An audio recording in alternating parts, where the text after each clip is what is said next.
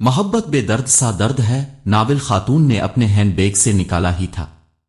اس خاتون کے ساتھ بیٹھے ہوئے لڑکے کے چہرے پر تنزیہ مسکراہٹ ٹپک۔ اس نے خاتون کی طرف دیکھا جو حجاب میں تھی، ہاتھوں پر اس نے باریک کپڑے کے کالے دستانے چڑھا رکھے تھے، چہرے پر نقاب تھا، صرف اس کی سیاہ گہری آنکھیں نظر آ رہی تھیں۔ خاتون کی نظریں ناول کے پینوے پر لفظوں کا تعاقب کر رہی تھیں۔ وہ لڑکا الفاٹے اور واش روم کی طرف چل دیا۔ وہ 25 سال کا پرکشش لڑکا تھا، جس کی رنگت گوری اور قد کاٹ متوسط تھا۔ روشن پیشانی کے اوپر ہلکا سا محراب تھا جو اکثر لمبے سیاہ بالوں کے نیچے چھپا رہتا تھا۔ کالی سیاہ آنکھوں میں اکثر و بیشتر لالی رہتی۔ اس لڑکے نے واش روم کی طرف جاتے ہوئے بزنس کلاس کے دوسرے مسافروں پر واجبی سی نگاہ ڈالی، جن میں سے کافی سارے لنچ کرنے کے بعد نیند کی آغوش میں تھے۔ اس جہاز نے لندن کے ہیتھرو ایئرپورٹ سے لاہور کے علامہ اقبال انٹرنیشنل ایئرپورٹ کے لیے الفاڑن بھری تھی۔ وہ لڑکا واپس آ کر اپنی سیٹ پر بیٹھنے لگا تو بیٹھنے سے پہلے اس نے پھر سے ناول پڑھتی ہوئی خاتون کو بغور دیکھا۔ اس خاتون کی عمر 35 کے آس پاس تھی۔ وہ اپنی دائنا میں مگن ناول پڑھ رہی تھی۔ وہ نوجوان سونا چاہتا تھا، پر اسے ناول پڑھتی ہوئی خاتون کی لائٹ سے الفالجھن ہو رہی تھی۔ پائلٹ نے مسافروں کے آرام کو ملحوظ خاطر رکھتے ہوئے روٹین میں جلنے والی کافی ساری لائٹس آف کر دی تھیں۔ خاتون نے ناول کے اگلے صفحے کو بڑے سلیقے سے پلٹا۔ لڑکے کی نظر اس کے ہاتھوں پر تھی، جس کا اندازہ خاتون کو ہو چکا تھا۔ لڑکے کی بے چینی بھی اس نے بھانپ لی تھی۔ بھائی، آپ کو میری وجہ سے کوئی پریشانی ہے؟ خاتون نے نفیس آواز کے ساتھ پوچھا تھا۔ خاتون کا لب و لہجہ اور طرزن تکلم نہایت عمدہ تھا۔ تھوڑی سی روشنی میں بھی میری نیند الفاڑ جاتی ہے، لڑکے نے سنجیدگی سے اپنی پریشانی بیان کر دی۔ خاتون کے رخسار پر میٹھی مسکراہٹ نمودار ہوئی۔ اس نے بائیں ہاتھ میں ناول سنبھالا اور دائیں ہاتھ کی شہادت والی انگلی سے لائٹ کا بٹن آف کر دیا۔ میرے خیال میں تو نیند کا تعلق دل کے سکون سے ہے، دل مطمئن ہو تو کہیں بھی نیند آ جاتی ہے۔ خاتون نے لائٹ آف کرنے کے بعد نوجوان کے چہرے کا جائزہ لیتے ہوئے اپنی رائے دی تھی۔ کسی کے مزاج کا تعلق سکون یا بے سکونی سے نہیں ہوتا۔ میں بڑا مطمئن اور پرسکون ہوں، نوجوان نے بھی خاتون کی طرف بغور دیکھ کر جواب دیا۔ خاتون کے ہونٹوں پر نوجوان کی بات سن کر پھر سے ہلکا سا تبسم آیا تھا۔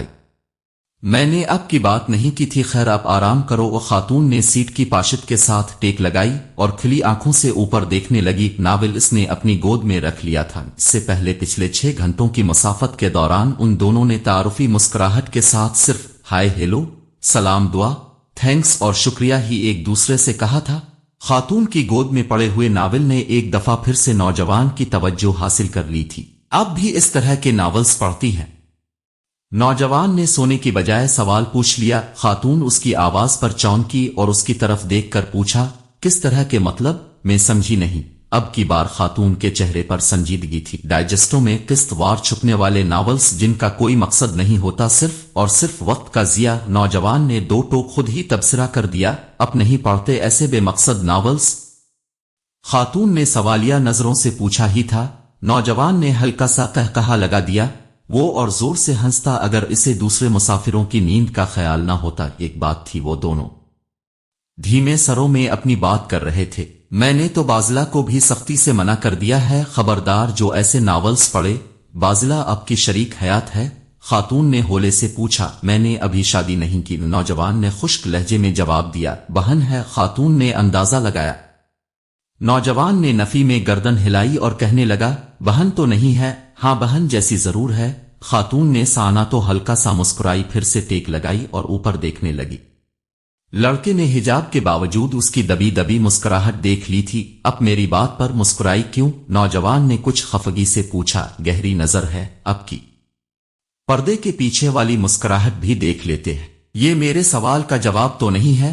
لڑکے کے روکھے لہجے پر خاتون نے اسے دیکھا، پھر سنجیدگی سے کہنے لگی، دیکھو بھائی، رشتے جیسا جیسی کی بیساکھیوں کے سہارے نہیں چل سکتے۔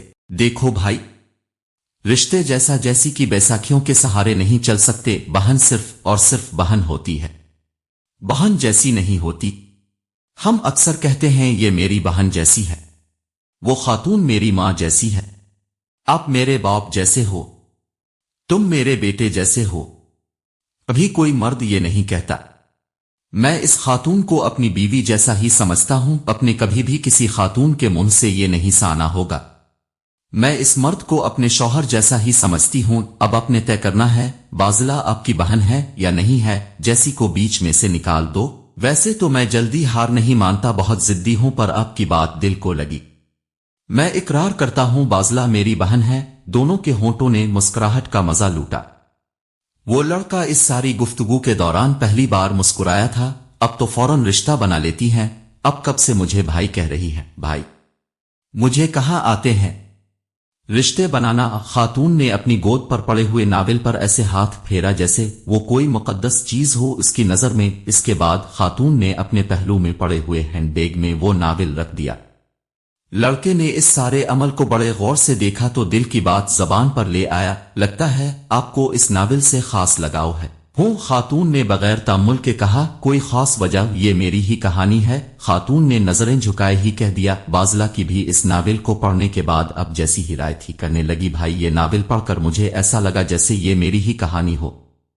نمل حیدر اس کی پسندیدہ رائٹر ہے۔ بازلہ کے پاس اس رائٹر کے سارے ناول موجود ہیں۔ لڑکا بڑے ذوق و شوق سے بازلہ کی باتیں خاتون کو سنا رہا تھا، حالانکہ وہ چرب زبان بالکل بھی نہیں تھا۔ نمل حیدر آپ کی بہن بازلہ کی تو پسندیدہ رائٹر ہے، اور آپ کی؟ خاتون نے اشتیاق سے پوچھا۔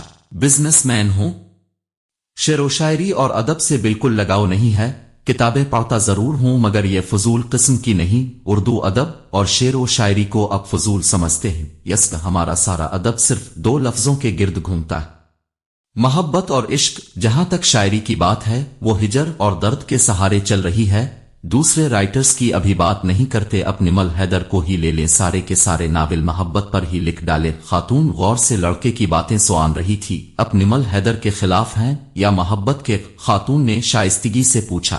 دونوں کے۔ محبت ایک ایسا لفظ ہے جس کا سہارا لے کر دنیا میں سب سے زیادہ دھوکہ دیا جاتا ہے، لڑکے نے تلخی سے جواب دیا۔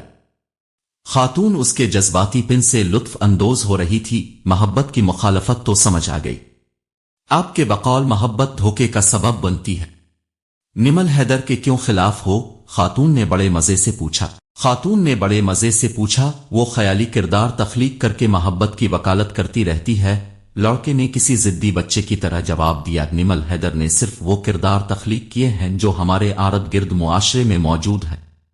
وہ کرداروں کو سوچتی نہیں ہے بلکہ دیکھتی ہے، جو اسے دکھائی دیتا ہے وہ ویسے ہی لکھ دیتی ہے۔ خاتون نے ان کامل سے کہا، اب تو ایسے بات کر رہی ہیں جیسے اپنے نمل حیدر کو جانتی ہیں۔ محبت بے درد سا درد ہے، وہی ناول ہے نہ جس میں لڑکا اور لڑکی ایک دوسرے کی خاطر جان دے دیتے ہیں۔ جی ہاں، امپوسیبل اردو میں کیا کہتے ہیں؟ ہاں، یاد آیا۔ عقل سلیم اس بات کو ماننے کے لیے تیار نہیں، یہ بات میری سمجھ سے تو باہر ہے۔ لڑکا جذباتی انداز میں بولا، جو سمجھ میں آ جائے وہ بات کہلاتی، جو نہ آئے اسے محبت کہتے ہیں۔ خاتون نے کسی دانشور کی طرح جواب دیا۔ وہ کچھ توقف کے بعد دوبارہ گویا ہوئی، ماں کی ممتا کو آپ کیسے سمجھ سکتے؟ اس نے عجیب نظروں سے خاتون کی طرف دیکھا اور کچھ دیر دیکھتا رہا، پھر ایئر ہوسٹس کو بلانے کے لیے بیل بجائی۔ ایئر ہوسٹس آئی، لڑکے نے اس سے پانی منگوایا، وہ پانی لائی۔ لڑکے نے ایک ہی سانس میں سارا پانی ختم کیا تھا۔ آپ نے جواب نہیں دیا۔ خاتون نے سوالیہ نظروں سے لڑکے کی طرف دیکھا، وہ گردن جھکائے ہوئے تھا اور اس کی نظریں مرگشت کر رہی تھیں۔ ماں کی ممتا کو چھوڑیں، اب یہ بتائیں نمل حیدر کو کیسے جانتی ہیں؟ لڑکے نے شعوری طور پر بات گول کر دی تھی۔ خاتون نے جانچتی نظروں سے اس کی طرف دیکھا اور کچھ سوچ میں پڑ گئی۔ چند لمحوں کے بعد کہنے لگی، میرا ماننا ہے کہ رائٹر کی تحریریں اس کی شخصیت کی عکاسی کرتی ہیں۔ میں نمل حیدر کو اس کی تحریروں کے توسط سے جانتی ہوں۔ معاف کیجیے گا، اب کی نمل حیدر خود بھی ایک کریکٹر ہی ہیں۔ وہ لڑکے نے پھر سے اپنی رائے دے دی۔ وہ کیسے؟ خاتون نے عجلت میں پوچھا۔ دیکھیں نا، سوشل میڈیا کے دور میں اتنی بیک ورڈ ہے، ٹی وی پر نہیں آتی، کوئی تصویر نہیں ہے اس کی۔ بازلہ بیچاری گوگل پر سرچ کرتی رہتی ہے، وہ اس کی نجی زندگی ہے، جیسے چاہے گزارے۔ خاتون نے سنجیدگی سے جواب دیا۔ وہ طنز سے مسکرا دیا۔ محبت پر لکھنے والی محبت کو نہیں سمجھتی، اسے چاہیے لوگوں سے ملے، لوگ اسے ٹی وی پر دیکھنا چاہتے ہیں، اس کی باتیں سننا چاہتے ہیں، اس کے ساتھ تصویریں بنوانا چاہتے ہیں۔ لوگ محبت کرتے ہیں، اس سے محبت میں دیکھنے کی شرط نہیں ہوتی۔ وہ اپنے چاہنے والوں سے جو کہنا چاہتی ہے اپنے ناولوں میں لکھ دیتی ہے۔ یہ محبت کی ایک الگ اور مختلف صورت ہے۔ محبت मुझे नफरत है मोहब्बत से। और लड़का दांत पीसते हुए बोला। उसने अपने दिल का गुबार निकाल लिया था। खातून ने शिगुफ्तगी से इसके शाने पर अपना हाथ रखा और शाइस्तगी से कहने लगी, देखो भाई, मोहब्बत से इतनी नफरत मत करो। अगर ये जालिम हो गई तो ये कि जो उसके जितना खिलाफ होता है ये इससे आतनी ही तवाफ करवाती है। अपने हुजूर खातून ने नसीहत की तर्ज पर अपना नुक्ता नजर पेश किया। लड़के ने इसकी बात सुन कर अपनी आंखें मूंद ले। कुछ पिल दोनों अतराफ खामोशी रही। हम बगैर तारुफ के घंटा भर से बातें किए जा रहे हैं। मैं मुजम्मिल बेग एक्सपोर्टर हूं। लेदर गुड्स और ट्रैक सूट की फ्रांस, जर्मनी और यूके एक्सपोर्ट करता हूं। लाहौर में 2 फैक्ट्रियां हैं। मैं निमल हैदर राइटर हूं, कई नावल लिख चाकी हूं। निमल ने मुजम्मिल के अंदाज में ही खुद का तारुफ करवाया। मुजम्मिल बेग हैरत में मुब्तला था।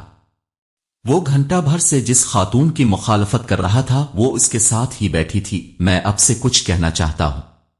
दरअसल मेरा मतलब वो। मुजम्मिल बेग ने राक राक कर कहा, देखो भाई, आपकी कोई बात मुझे बारी नहीं लगी, अब मेरी सुनो।